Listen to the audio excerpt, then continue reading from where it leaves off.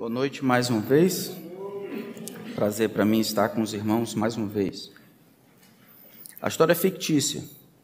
Brasil e Argentina se enfrentaram durante a final da Copa do Mundo no estádio Monumental de Núñez, em Buenos Aires.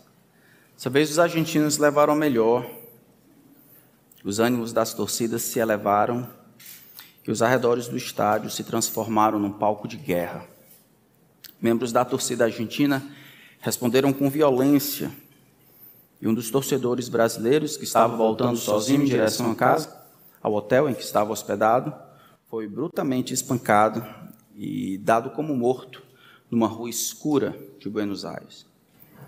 Aconteceu que naquela rua, bem no final, tinha uma igreja, e aí os fiéis teriam que passar eventualmente pelo lugar onde estava deitado o corpo, ainda respirando, o torcedor brasileiro.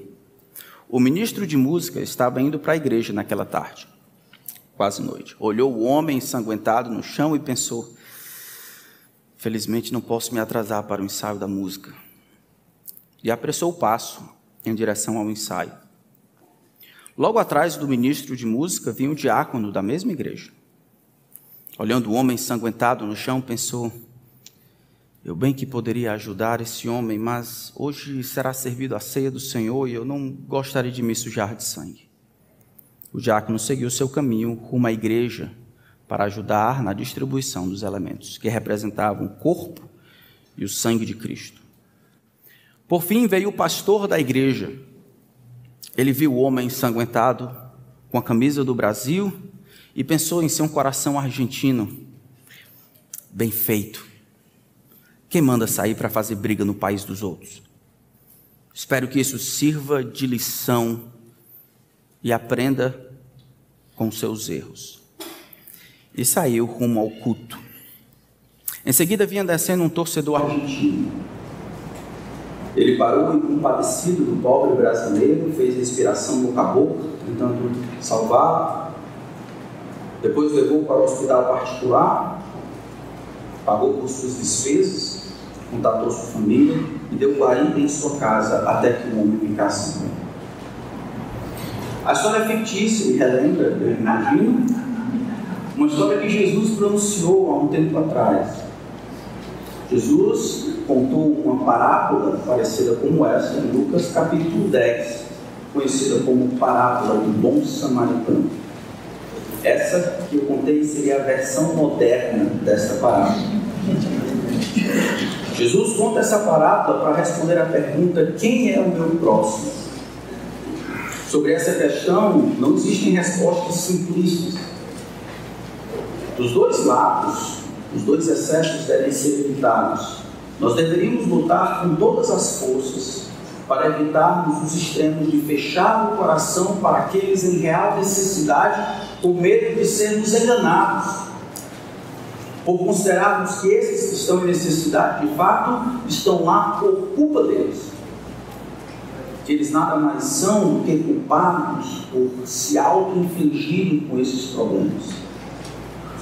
Do outro lado, estão aqueles com síndrome de Salvador, que acham que Deus colocou ele na vida das pessoas para modificar e resolver todos os problemas, e assim, sem nenhuma discriminação e sabedoria, toma para si o peso do mundo, achando que será o Salvador. Esses dois extremos devem ser evitados, mas a questão ainda perdura: quem é o meu próximo? Espero que até esse momento os irmãos já tenham percebido que o Evangelho de Lucas é o grande inversor de valores. Nós vimos que o simples respeito, por exemplo, para com Jesus é pouco, por causa de quem ele é e do que ele demanda. Respeitar simplesmente Jesus é torná-lo menor, e é na extravagância tantas vezes das nossas atitudes que nós demonstramos o amor que nós recebemos. Vimos isso em Lucas capítulo 7. Em outro momento, nós vimos em Lucas capítulo 12, que embora o mundo considere como valor e sucesso você amontoar e ajuntar recursos, Jesus considera isso loucura. É louco como aquele homem que ajunta para si mesmo e não é rico para com Deus. Hoje nós vamos tentar desconstruir as desculpas que justificam uma vida vivida para si. Quando a ignorância se torna em desculpa esfarrapada, e o nosso problema em viver para nós mesmos não é um problema de ignorância que seria sanada pela instrução, mas um problema de coração e inabilidade para amar que só pode ser resolvido com confissão. Abram então a palavra de Deus em Lucas capítulo 10 e vamos fazer a leitura a partir do verso 25. Diz assim a palavra do grande Deus: E eis que certo homem, intérprete da lei, se levantou com o objetivo de pôr Jesus à prova. Ele perguntou: Mestre, que farei para herdar a vida eterna? Então Jesus lhe respondeu: O que está escrito na lei? Como você a entende? A isto ele respondeu: Ame o Senhor, seu Deus, de todo o seu coração, de toda a sua alma e com todas as suas forças, e todo o seu entendimento. E ame o seu próximo como você ama a si mesmo. Então Jesus lhe disse: Você respondeu corretamente, faça isso e você viverá. Mas ele, querendo justificar-se, perguntou a Jesus: Quem é o meu próximo? Jesus prosseguiu dizendo: Um homem descia de Jerusalém para Jericó e caiu nas mãos de alguns ladrões. Estes, depois de tirar a roupa e lhe causar muitos ferimentos, retiraram-se, deixando-o semi-morto. Por casualidade, um sacerdote estava descendo por aquele mesmo caminho e, vendo aquele homem, passou de largo. De igual modo, um levita descia por aquele lugar e, vendo-o, passou de largo. Certo samaritano que seguia o seu caminho passou perto do homem e, vendo-o, compadeceu-se dele. E, aproximando-se, fez curativos dos ferimentos dele, aplicando-lhe óleo e vinho. Depois colocou aquele homem sobre o seu próprio animal, levou-o para uma hospedaria e tratou dele. No dia seguinte, separou 2 denários e os entregou ao hospedeiro, dizendo: Cuide deste homem, e se você gastar algo a mais, farei o reembolso quando eu voltar. Então Jesus perguntou: Qual destes 3 lhe parece ter sido o próximo do homem que caiu nas mãos dos ladrões? O intérprete da lei respondeu: O que usou de misericórdia para com ele. Então Jesus lhe disse: Vá e faça o mesmo. Vamos orar. Pai, a tua palavra está aberta diante de nós. E a nossa maior necessidade é ouvir o que o Senhor tem a dizer. Todos nós temos vidas diferentes aqui. Todos nós estamos em contatos com pessoas diferentes.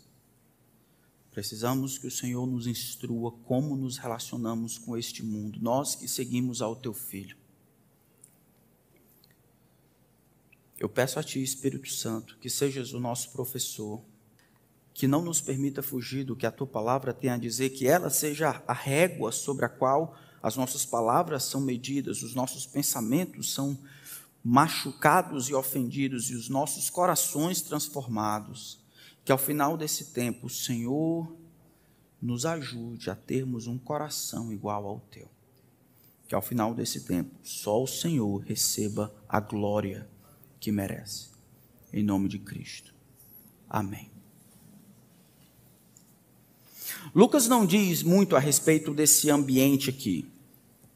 O texto, versículo 25, diz simplesmente que certo homem, intérprete da lei, se levantou com o objetivo de pôr Jesus à prova e lhe perguntou.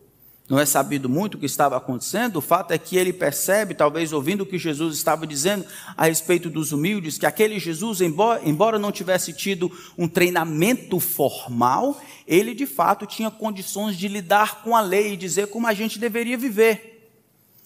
Então ele se põe em pé, uma atitude nem muito respeitosa, ele se põe em pé e tenta colocar Jesus à prova. Nós não precisamos ver nesse pôr Jesus à prova alguma intenção negra e obscura. O que parece, olhando a pergunta, é que este homem é honesto e sincero em sua pergunta. Ele quer a resposta para essa pergunta vindo de uma fonte que ele ainda não tinha estudado. Talvez ele tivesse habituado a ouvir outras pessoas falando, os rabinos, as escolas, sendo que ele era intérprete da lei. Mas Jesus, o que Jesus teria a dizer? O que um rabino, um homem de Deus, não escolarizado, ou seja, não acostumado às muitas regras do rabinato, teria a dizer a respeito desta questão? A pergunta dele relembra bastante Daniel capítulo 12, verso 2, onde existe a promessa de que nos últimos dias os homens se levantarão e uns experimentariam vida eterna, enquanto outros experimentariam um julgamento. O homem quer saber como ele pode ter certeza que ele estará dentro deste grupo que irá herdar a vida eterna. Ele não está perguntando as coisas simplesmente que ele tem que fazer como o jovem rico que tentava alcançar a salvação por meio de rituais ou de boas obras. Ele quer saber o que Jesus teria a dizer para ajudá-lo a ter certeza de que naquele dia, na ressurreição, ele seria uma das pessoas aceitas diante de Deus. A pergunta é legítima. Senhor, como posso ter certeza que estarei dentro daqueles que vão herdar a salvação? De onde Jesus vai tirar a pergunta? Acho interessante que Jesus não dá a resposta simplesmente. Ele responde com outra pergunta. O que está escrito na lei? Como a interpretas? Eu acho que já deveria ter sido mudado lá, Johnny.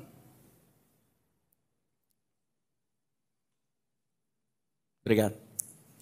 Mais um? Mais um? Eles ajudam lá. Já passaram vergonha suficiente. Então a pergunta é legítima.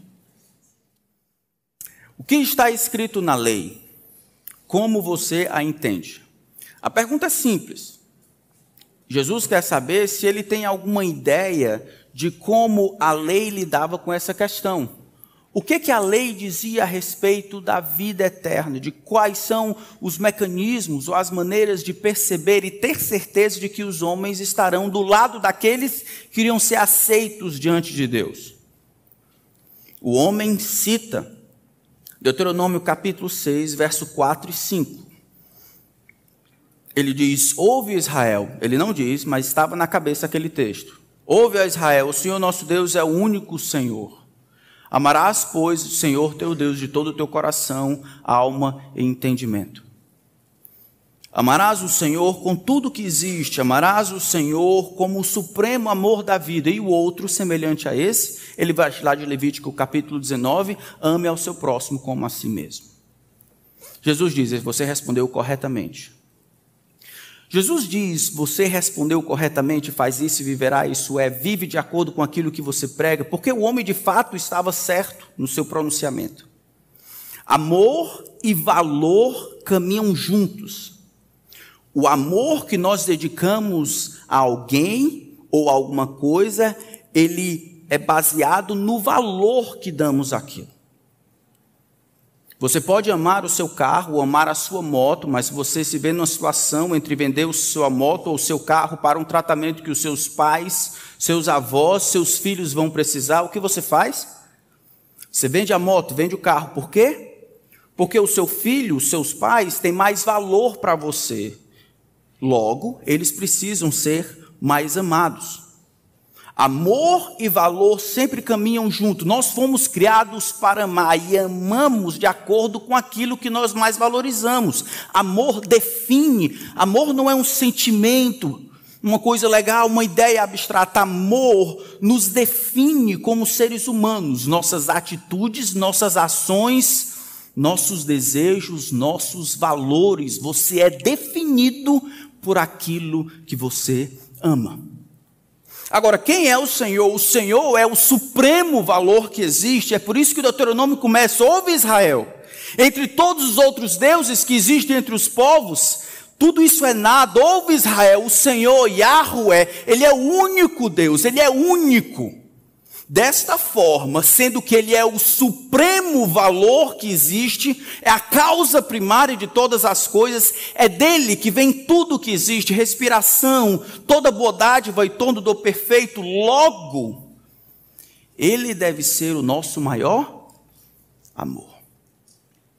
O supremo valor de Deus, da pessoa de Deus, demanda e exige que ele seja respondido e amado com todo o coração, com toda a alma, com todo o entendimento, com toda a força. O maior pecado, então, vem a ser não amar a Deus sobre todas as coisas. Não amar a Deus como o supremo amor da vida. Não amar a Deus como Deus exige e requer que seja amado. Mas amar a Deus como se ama outras coisas de menor valor. Amor e valor sempre caminham juntos.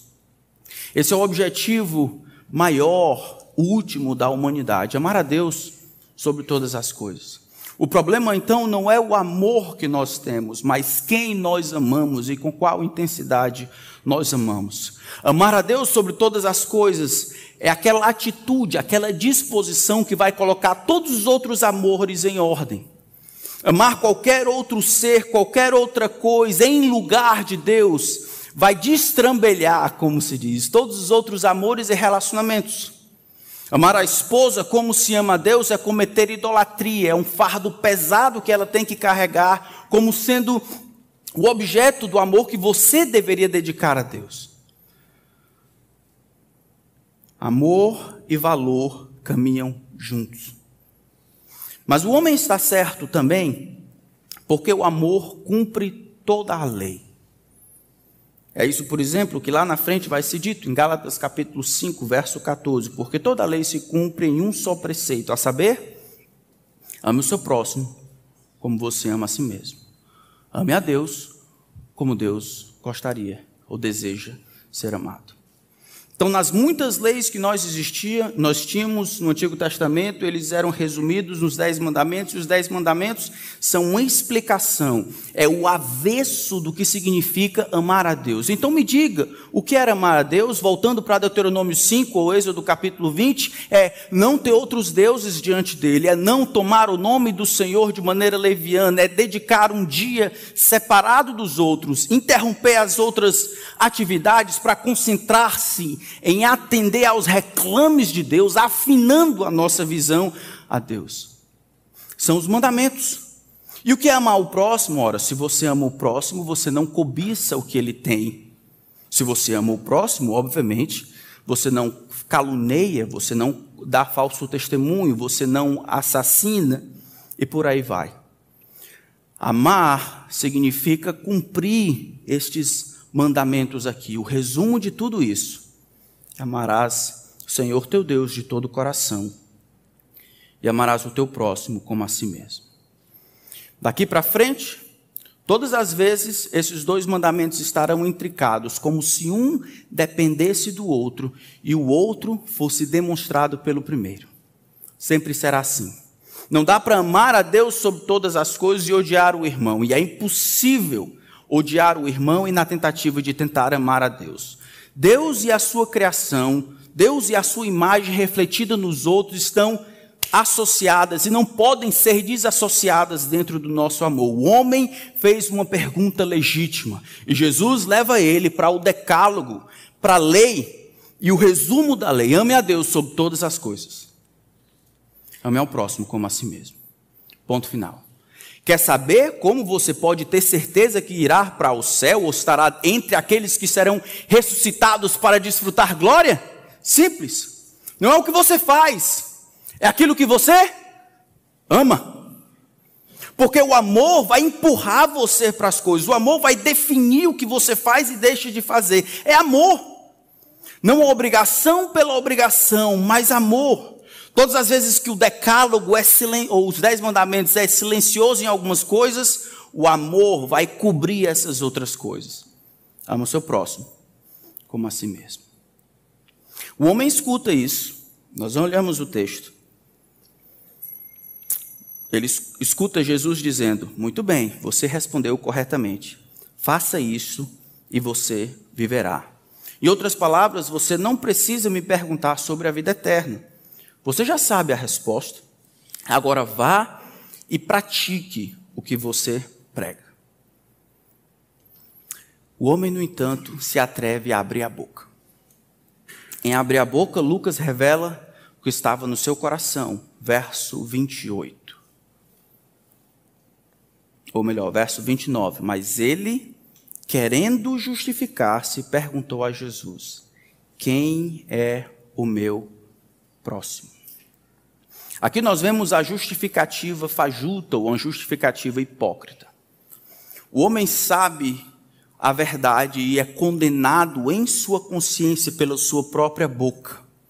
É como um camarada que sabe o que deve fazer, sabe que deve pedir perdão, sabe que deve respeitar pai e mãe, sabe que deve dividir, deve ajudar, sabe que deve obedecer, ele sabe essas coisas. E quando perguntado, a sua mente afiada explica: é isso que se deve fazer. Mas ao invés de obedecer o homem, assim como aqueles, nós também vamos procurar subterfúgios. Vamos nos alinhar na retórica pecaminosa da nossa consciência que nos acusa. Você sabe o que deve fazer, então faça. Nós vamos encontrar justificativas. E se existe alguma coisa que eu e você somos bons, é encontrar justificativas para não obedecer a Deus. Nesse exato momento, vocês e eu talvez estejamos construindo justificativas. Talvez alguém comece a pensar: eu já sei para onde é que esse pastor está levando as coisas. É porque ele não conhece a minha vida. Ele não sabe as dificuldades. Naquele dia eu fiz isso, naquele outro eu fiz isso, já é alguma coisa. Não estou lá, mas também não sou tão assim. E as justificativas começam a ser construídas. Nossa mente agora, acionada pelo Espírito, vai usar a sua palavra para dizer: ei, quem é o teu próximo? E eu clamo para que você não seja como este homem, querendo justificar-se, ele pergunta: quem é o meu próximo? Naquilo que ele diz, em outras palavras, ele responde: ó Senhor, a questão é simples, eu não amo porque eu não sei quem amar.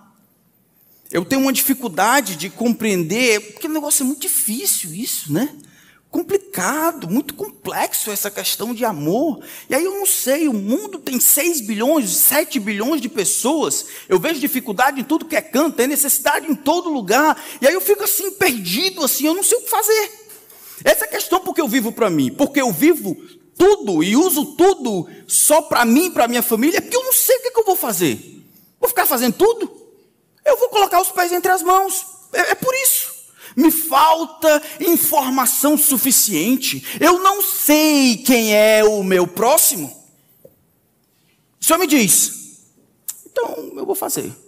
Mas se o Senhor não me disser, eu não amo porque eu não sei quem amar.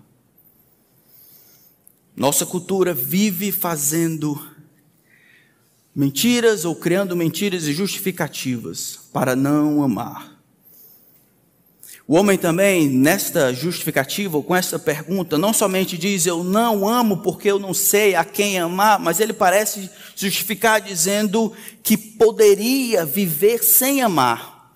Como se nessa ignorância, nesse quadro que ele pinta, ele poderia viver para sempre, todos os seus dias, no anonimato. Ele poderia viver sem amar ninguém, porque ele poderia levantar a mão naquele dia e dizer assim: eu não sabia. Como é que o senhor pode me cobrar por uma coisa que eu não sabia? Eu não sei quem é o meu próximo. E a pergunta é: dá para viver sem amar?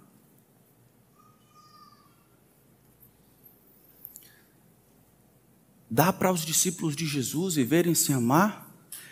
Dá para aqueles que assumem fazer parte do grupo que desfrutará da glória na ressurreição do último dia, viverem sem amar? Dá para este grupo levantar uma lista de justificativas?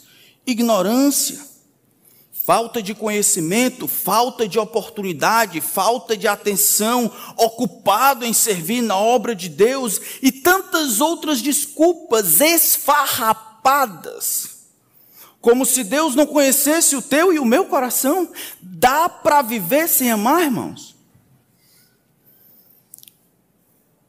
O cristão, ele não pode viver sem amar. A gente pode amar errado, a gente pode até amar menos, a gente pode amar de maneira desproporcional, mas um cristão, discípulo de Jesus, ele não pode viver sem amar. Como eu falei no começo, amar é muito sério, amar define você. Vamos abrir em 1 João capítulo 4, falando para o amor entre irmãos. Olha que texto assustador. 1 João capítulo 4. Vamos ler todos juntos. Versos 7 ao 11 do capítulo 4. Amados, juntos, amemo-nos uns aos outros, porque o amor procede de Deus. E todo aquele que ama é nascido de Deus e conhece a Deus. Quem não ama não conhece a Deus, pois Deus é amor. Nisto se manifestou o amor de Deus em nós, em haver Deus enviado seu Filho unigênito ao mundo para vivermos por meio dele. Nisto consiste o amor, não em que nós tenhamos amado a Deus, mas em que Ele nos amou e enviou o seu Filho como propiciação pelos nossos pecados. Amados, se Deus nos amou de tal maneira, nós também devemos amar. Não assusta você não? Olha ao redor. Esse povo aqui da igreja lugar, a maneira como você igreja local, a maneira como você se relaciona com esse povo aí que está do seu lado, define você. Isso não é opcional, isso não é facultativo, define você. Ele diz, amados, vamos amar uns aos outros, amemos-nos uns aos outros. Ele dá uma razão simples, porque o amor procede de Deus. O amor vem de Deus. E mais, todo aquele que ama, ou aqueles que são capazes de amar, eles são nascidos de Deus e eles conhecem a Deus. Esse é o positivo. Quem não ama, ele diz, não pode conhecer a Deus, porque amor faz parte da natureza, da essência de Deus. O amor não é Deus, mas Deus em sua completude é amor. Deus sempre age em amor. Deus não pode abrir mão de ser amoroso, embora tantas vezes ele deseje não demonstrar esse amor. Seu amor está lá, sempre e constante, faz parte da essência de Deus. Por isso quem não ama, não conhece a Deus. Mas na frente ele vai dizer, se você não consegue amar o seu irmão, versículo 19 do mesmo capítulo, nós amamos porque ele nos amou primeiro. Se alguém disser, ama a Deus, mas odiar a seu irmão, esse é um mentiroso, filho de Satanás plantado dentro do seio da igreja para disseminar mentira. Pois quem não ama seu irmão a quem vê, não é capaz de amar a Deus a quem não vê.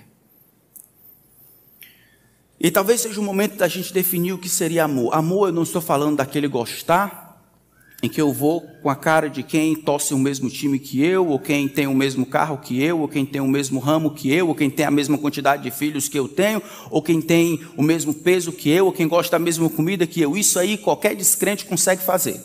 Está cheio de grupo social, de gente que se inclui, o Facebook vive anunciando aí, gente que se inclui e conversa em torno de algo que lhes dá unidade.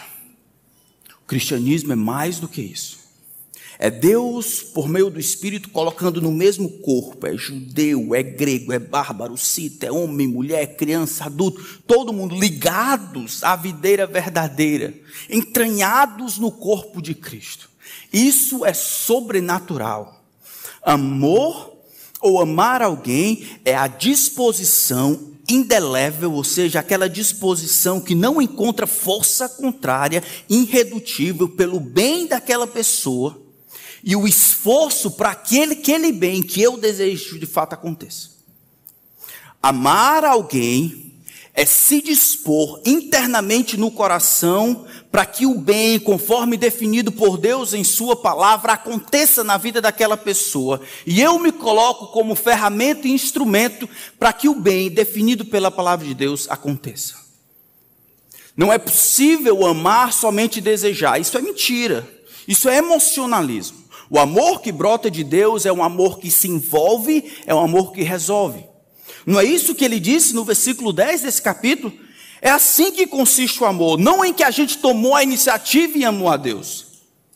Não um amor que é condicionado pela amabilidade das pessoas ou por fatores outros que me levam a amar, gostar, me interessar e me envolver com aqueles.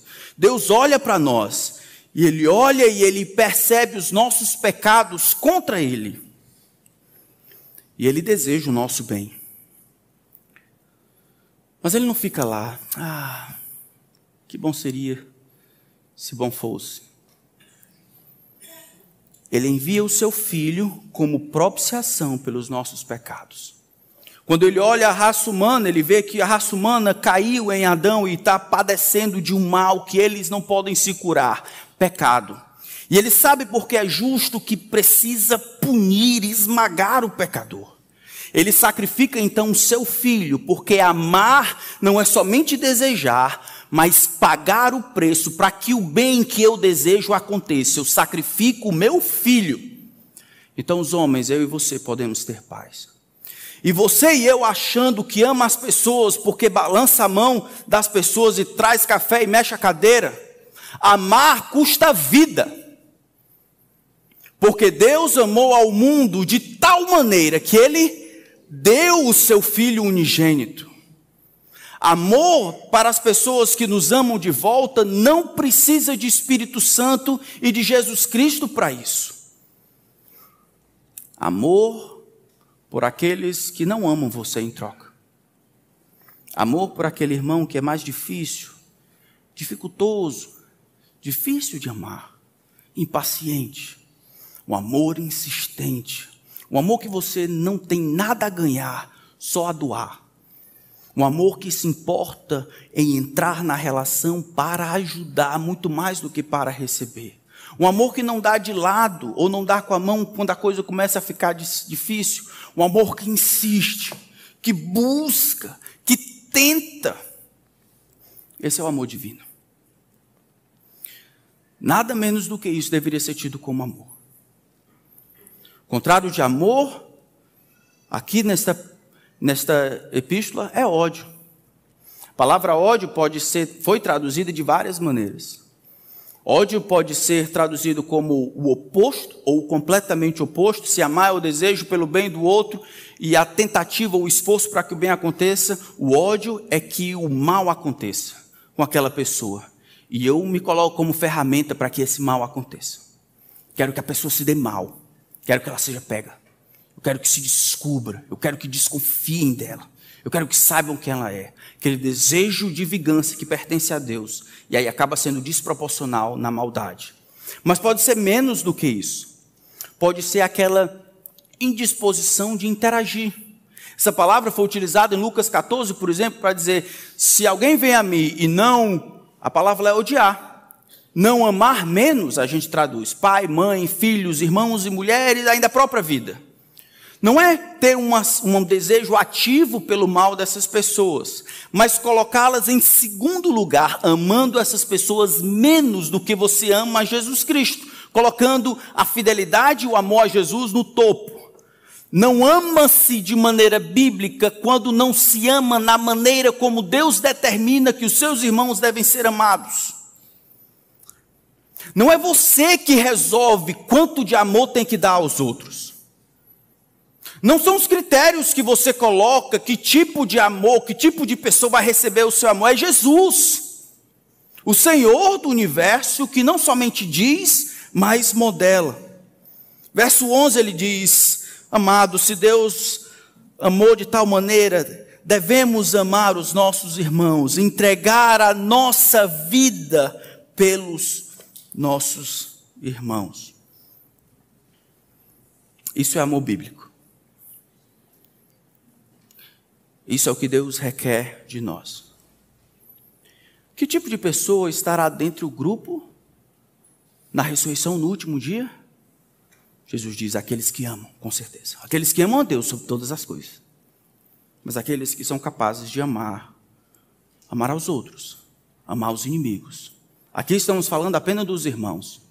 Mas eu imagino, se você não consegue amar o irmão por quem Cristo morreu, não sei se você vai conseguir amar o seu vizinho que coloca o som muito alto quando você quer dormir.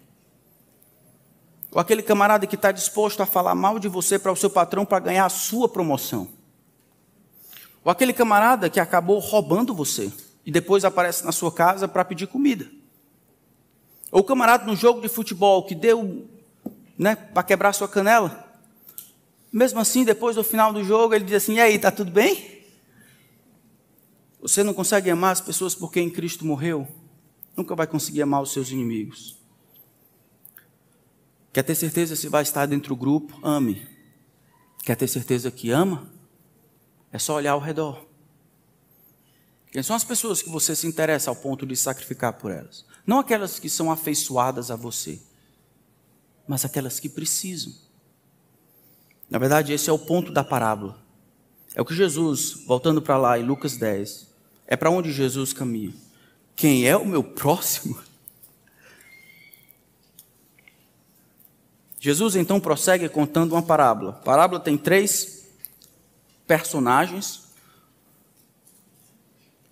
Ele começa dizendo de um homem que foi injustamente, ele desce de Jerusalém para Jericó, uma estrada um pouco complicada, ele é assaltado, deixado como morto. Desce um sacerdote, desce um levita e desce um samaritano. Quando Jesus resolve colocar essas características, essas personagens, as pessoas ficaram, eu acho que olhando lá. Quem eram os sacerdotes e quem eram os levitas? Sacerdotes e levitas são aqueles utilizados de dentre o povo para liderar, de alguma forma, o povo de Deus. Liderar tanto na música quanto no sacrifício, liderar no meio dos ofícios sacerdotais. Agora, o homem estando lá semi-morto, eles iam correr num problema. O texto descreve claramente que eles observam, o texto no versículo 31 diz, vendo aquele homem, passou de largo. Aqui o texto dá a ideia de que eles observam e eles tentam se distanciar o máximo possível. O homem está semi-morto, o seu semi-cadáver está ali do lado direito da praça. E ele então olha, ele tem a oportunidade e ele passa para o outro lado, o lugar mais distante que tem daquele homem. Uma das possibilidades é que ele sabe que o seu trabalho não permitia a ele se contaminar, e se o homem estivesse morto, ele não poderia se contaminar e assim servir a Deus. O homem estava em missão, talvez, pronto para servir a Deus. Como é que ele pode parar se envolver nessas coisas dessa vida para ajudar um homem que está morrendo? Eu não posso me contaminar, como eu vou oferecer os sacrifícios de louvor e adoração a Deus? Nesse momento desce um samaritano, e eu acho que quando Jesus pronunciou a palavra samaritano, eles ouviram Satanás. Os samaritanos eram grandemente odiados. A gente sabe disso de João capítulo 4, que os samaritanos não se dão com os judeus. E a razão é simples. Vou dar aqui para vocês um resumão da aula de história. Então, temos Davi, depois do rei Davi temos Salomão, temos o filho dele, Roboão. Roboão, por causa de sua tolice, acaba dividindo o reino. Então, 10 tribos ficam no norte e outras 2 ficam embaixo. A tribo do norte é chamada, as tribos, é chamado de Israel no norte. No sul vai receber outro nome, mais na frente vai se tornar Judéia. Em 722, o Império Assírio vem como chamado por Deus para destruir. Ele começa na parte de cima, destrói tudo. E aí as cidades maiores, essa cidade aqui de Samaria, por exemplo, é levada em extradição e distribuída para os outros povos. Era uma estratégia da Síria. E a Síria pega pessoas de outras nacionalidades e coloca lá. Nesse momento, vão existir o casamento de povos pagãos, povos que não eram da descendência de Abraão, com os povos que ficaram na terra. Surge então um povo misto. Quando o povo então retorna finalmente do exílio, os samaritanos tentam construir um templo junto com os judeus que retornam com Zorobabel, mas eles não querem, e aí os samaritanos vão, como vingança, tentar destruir e atrapalhar a construção do templo. Mais na frente, eles vão construir o próprio templo deles. João Hircano, em 128, vai destruir esse templo. Samaritanos se tornaram então odiados. Quando eu queria xingar alguém no primeiro século, João capítulo 8, 48, era assim que eles diziam para Jesus. Como é que é? É certo em dizer que você ou é samaritano ou tens demônio. Eu nem sei o que é pior. Era uma das piores coisas que você poderia desejar para alguém, ser um samaritano. Jesus pega esse personagem e coloca ele na sua história. O homem vem. E a descrição de Jesus a respeito do que este homem faz é completamente diferente. Olha o verso 33. Certo samaritano que seguia o seu caminho, ele passou perto do homem, ele vendo. Os outros viram? Sim.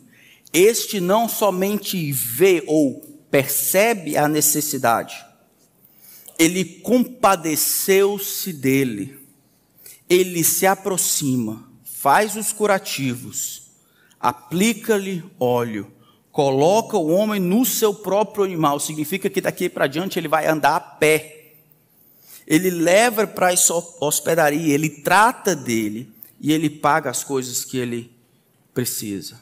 6 verbos descrevem aqui a atitude desse homem: a percepção, a tentativa de resolver o problema do outro. O homem, ele tem uma oportunidade que foi tida pelos outros, mas aqui ele absorve a oportunidade como sendo sua. Quem é o meu próximo?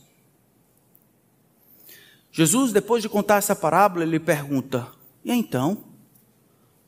Quem você acha que foi o próximo do homem? Versículo 38. E ele responde: o que usou de misericórdia para com ele. Jesus, ele inverte o referencial aqui. A questão maior não era quem era o meu próximo. A questão maior era a quem eu poderia servir como o próximo. Não é quem é o meu próximo no sentido de que pessoa eu vou esperar que venha até mim, mas quem eu já sei, já vejo que está em necessidade e me proponho a ajudar. Não são os outros, não é o lá, não é a ignorância, não é a falta de conhecimento ou de percepção da necessidade. Sou eu. É quem na minha vida, ou na vida de quem eu tenho uma possibilidade de ser o próximo. Quem precisa de misericórdia e não tem tido? Quem tem necessidade e eu sei e eu posso ajudar? Quem demanda de alguma forma compaixão que eu tenho no meu coração e posso ajudar? Quem precisa? Quem necessita? Não é o outro, irmãos. A questão parece que nunca foi determinar quem é o meu próximo, mas considerar-se próximo daqueles que Deus coloca no nosso caminho. E para esses, usar de misericórdia.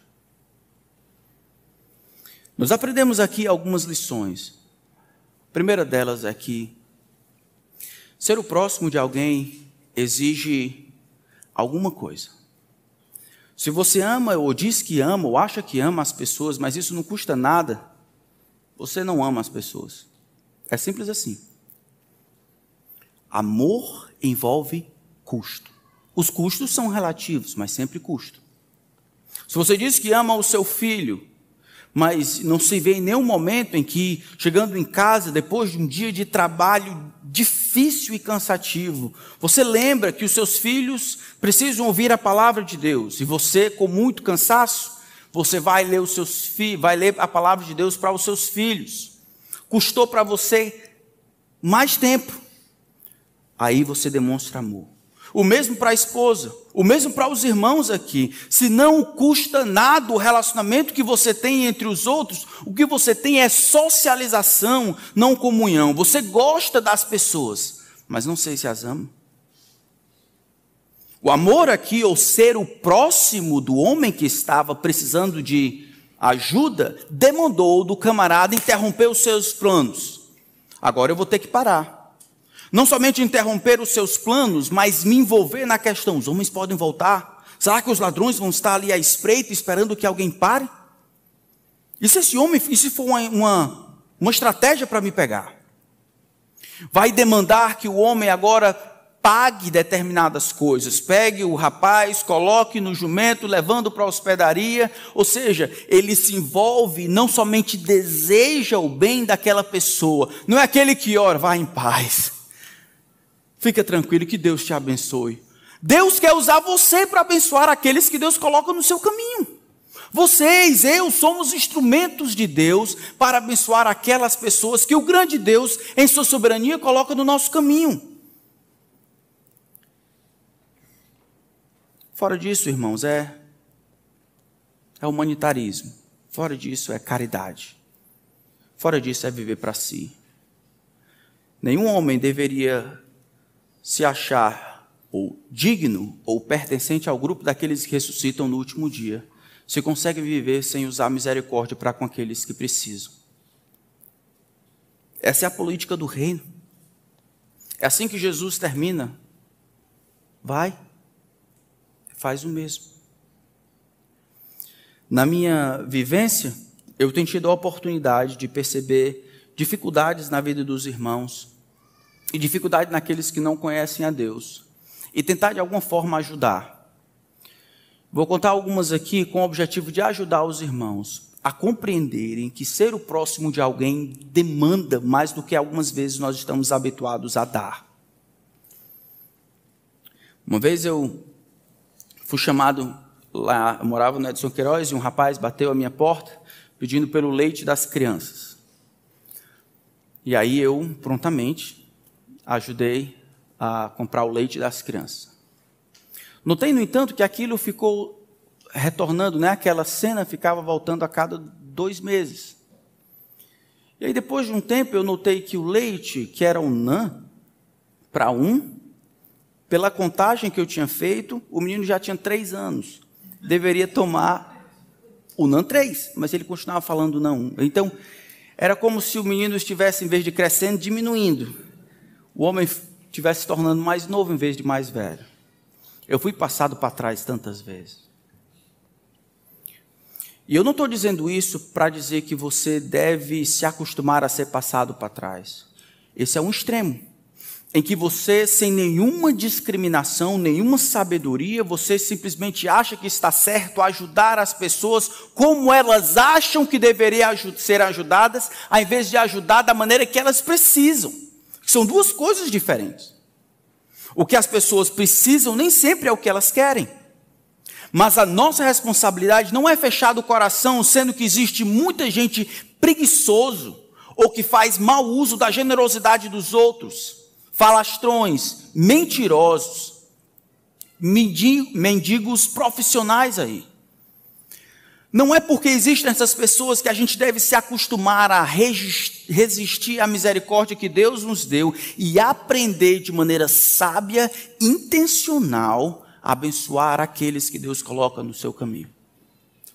Você vai aprender algumas vezes pelo seu próprio erro, mas Deus exige de você que você use de misericórdia e seja o próximo daqueles que Deus coloca no seu caminho, ao invés de ficar perguntando: quem é o meu próximo? A última vez, nós ainda morávamos nos Estados Unidos e a gente recebeu uma ligação à noite, 10 horas. Nós tínhamos uma conferência chamada 5 de Maio, com os latinos lá, e a gente acabava fazendo amizade para tentar evangelizar. Recebeu uma ligação de uma família de 6. Tiago, eu continuo usando droga, e aí estou tentando sair dessa, mas pediram um apartamento, e aí a gente vai precisar ir para um carro, para morar dentro do carro. Se a gente for morar dentro do carro, vão levar as meninas embora. E tinham 4 filhos. um macho e 3 fêmeas.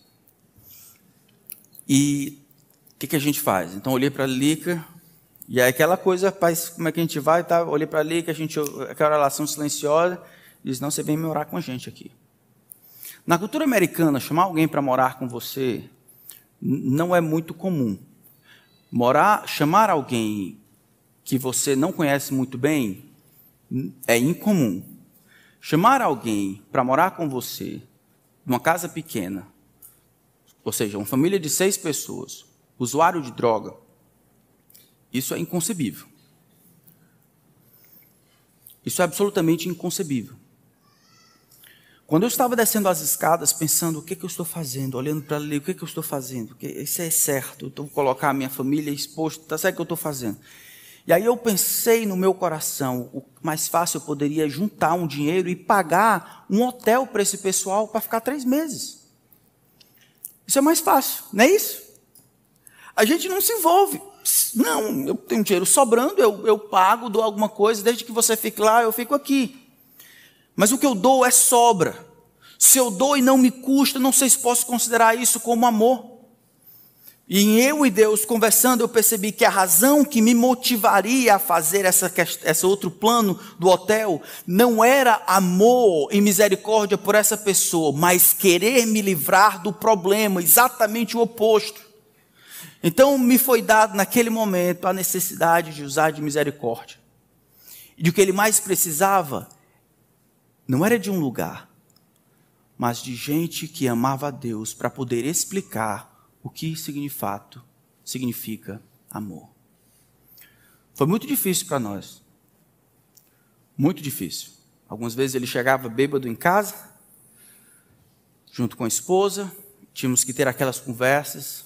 Eu evangelizava ele todos os dias, todas as vezes. Ele saiu das drogas, ficou limpo. Ainda não conheceu a Cristo. Mas todas as vezes que ele não conhecia, ele não gostava de crente, não gostava de Deus, porque Deus tinha na cabeça dele matado a avó dele. Mas ele percebeu na vida do servo de Deus, por graça, de que de fato esse negócio de crente era verdade. Que só crente para fazer uma doidice dessa. Amém. Quando nós damos aquilo que nos custa de maneira sacrificial, nós ilustramos o amor que Deus teve por nós. Não foi assim? Deus não deu o que sobrou, Ele deu de si. Ele usou de misericórdia quando nós estávamos perdidos e desamparados. Irmãos, estou contando essa história para os irmãos, eu não quero ser herói dessas coisas. Eu quero explicar que eu sou alguém que luto com esses textos, mas que eu sei o que é a vontade de Deus. Não é esperar que apareça, não é desculpar-me diante de Deus, porque eu não sei quem é o meu próximo, e assim eu vivo dezenas de dias, de horas, anos, sendo o único afetado por todas as coisas que eu tenho, pelo meu tempo, meu conhecimento, meu dinheiro, meu carro, minha casa, minha comida, isso é para mim, minha família. Isso não existe para nós. Acabou. Jesus diz, quer ter certeza que vai estar no céu com Cristo? Faça como eu. Viva para abençoar os outros. Mas quem? A necessidade é gigantesca. Aqueles que Deus colocar no seu caminho. Pensa aí ao redor. Quem é dentre os irmãos que precisa da sua ajuda? Quem é que você sabe que precisa de ajuda? Aconselhamento, encorajamento, oração, tempo de café, cuscuz, ovo, aluguel, energia, comida, educação. Quais são as coisas que você acha que Deus está falando a você e você tem simplesmente se justificado? Quem é o meu próximo? Quais são as pessoas da sua família, da sua rua, que Deus tem colocado no seu caminho, dito, o que você vai fazer com isso? Que você vê, observa, mas resolve passar de largo. Eu já tenho um problema demais. Lembre-se que Deus não pensou assim de você. Você é o próximo de quem, meu irmão? Minha irmã, você é a próxima de quem? Quem é que se beneficia de ter você por perto?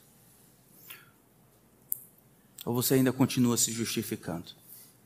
Que Deus nos ajude a vivermos para Ele e para os outros, não para nós, não mais. Vamos orar.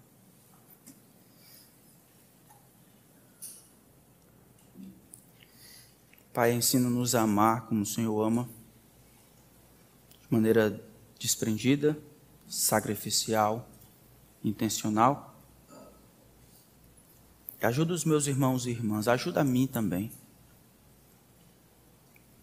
Quero amar como o Senhor amou. Quero copiar o que o Senhor ensinou e viveu. Não quero viver o egoísmo que eu tinha no passado. Eu quero aproveitar de todas as oportunidades que o Senhor coloca e ver os problemas com potencial, ver as faltas como oportunidades e ver a dor dos outros como possibilidade de demonstrar amor. Ama esse mundo, Senhor, e aos meus irmãos por meu intermédio. Que o mundo possa olhar para esta igreja e ver o amor de Jesus por esta igreja, não a socialização, não o tempo na praça simplesmente, mas aquela disposição custosa e sacrificial de nos doarmos pelo bem um do outro, até que o Senhor Jesus volte e sejamos então encontrados por Ti fiéis. Ajuda-nos a ir e fazer o mesmo. Em nome de Cristo. Amém.